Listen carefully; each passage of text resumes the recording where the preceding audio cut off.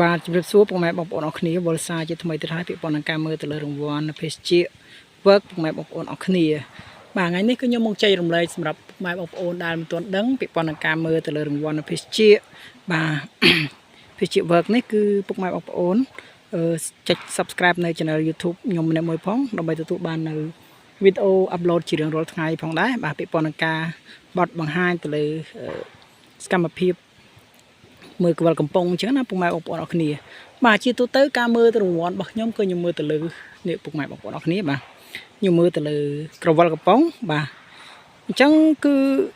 អ្វីដែលសំខាន់នោះគឺយើងមើលឆ្នូតពុកម៉ែបងប្អូនអរគ្នាឆ្នូតទេណាឆ្នូតបុកចំពីមុខមកគឺយើងភាគច្រើនគឺវាត្រូវពុកម៉ែបងប្អូនអរគ្នាអញ្ចឹងកុំអោយខាតពេលវេលាយូរយើងនឹងគាត់ទាំងអស់គ្នាចង់ដឹងថាតើភេសជ្ជៈមួយកំប៉ុងនេះគឺវាត្រូវប្រហែល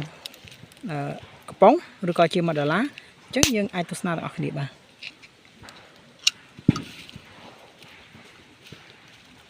ឥឡូវគឺចាញ់ទៅហើយបាទឥឡូវគឺបានមួយកំប៉ុងពិតប្រាកដពុកម៉ែបងប្អូនអរគ្នាបាទអរគុណច្រើនសម្រាប់ពុកម៉ែបងប្អូនអរគ្នាដែលតាមដាននៅវីដេអូរបស់ខ្ញុំបាយបាយ